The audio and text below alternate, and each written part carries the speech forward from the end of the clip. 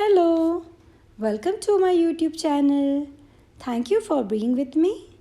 In previous part, we enjoyed the stories between Ajit and Anasuya, who are about to be married and are meeting for the first time. Both of them used to work for Maharani Sita in their previous birth.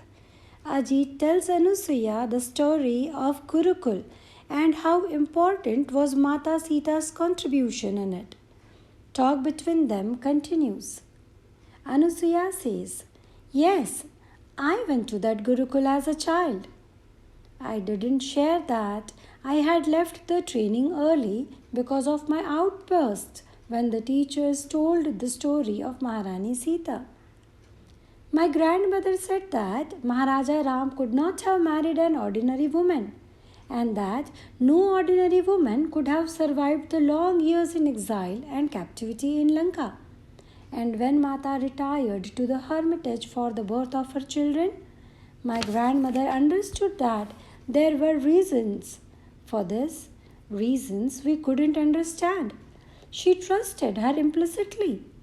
But she also told me that her presence never left Ayodhya.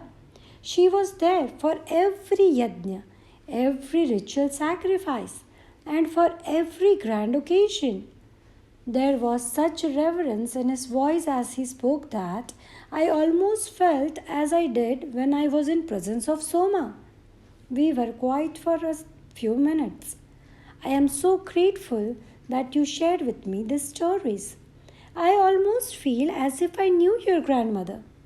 There will be much time for stories in the future, but now I am afraid we must head back or your father will come looking for us. You're right, but I also have stories that you will later hear, I said with a smile. A few months back, my mother and I visited Mata's attendant Soma, who is very old but still living near the hermitage where Mata spent her last years. She told many stories of Mata and Shri Ram. His eyes opened wide. "She is still alive?" I nodded. "I must go see her." "I will take you. Let us speak with my father about it." My face must have been glowing when I reached home, because my father took one look at me and said, "Can I assume that you like Ajit and are happy with the arrangement?" I was greatly embarrassed that my face revealed what was in my heart. In that moment, all my anger toward my father melted away.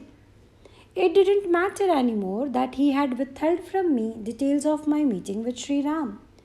I had come to know what was said, and so there was no loss. "There is something that you should know about this family," my father said. "About his grandmother?" My father nodded. "He told me. I know about how she used to pray by the river. It is not just that. She was a woman greatly esteemed in the community. Her father was well established. Her husband died early and left her alone to raise their son, Ajit's father. But after the Maharaja and Maharani left for exile, she took off her beautiful clothing and ornaments and adopted a very simple dress. She moved from family's large home to a simple abode and began giving everything she had away. She said she wanted to live as simply as the Maharaja and Maharani. She tried to mirror the life they had in exile.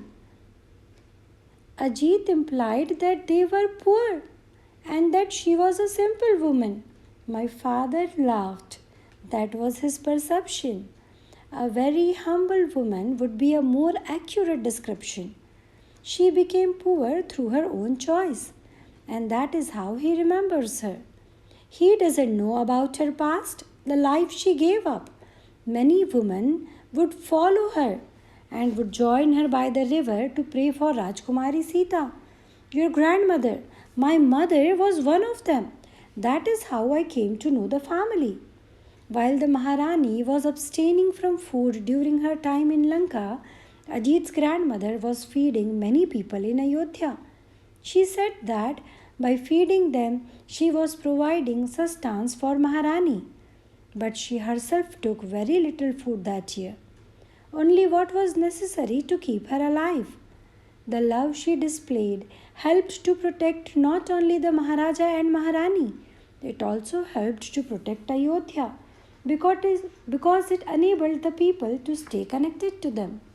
There were many times when our kingdom was threatened during the 14 years, and of course, it was the Maharaja's brother Bharat and the army who protected us. But I know it was also the prayers of this quiet woman who were doing their sadhana unnoticed by the rest of us, humble, unseen, not wanting to be known. He paused as I took this all in. Ajit had described his grandmother to me as a very simple woman, but obviously she was much more. So, is that why you thought to arrange a marriage between our two families? I asked.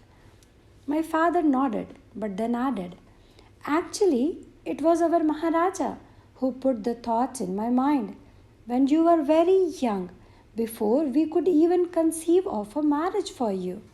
Jai Shri Ram. According to me, or I believe, talking out is the best way to avoid unnecessary confusion and clear misunderstanding. Just as Anasuya had her misunderstanding cleared between her father. What do you think? Let me know your views in comment section. Jai Shri Ram.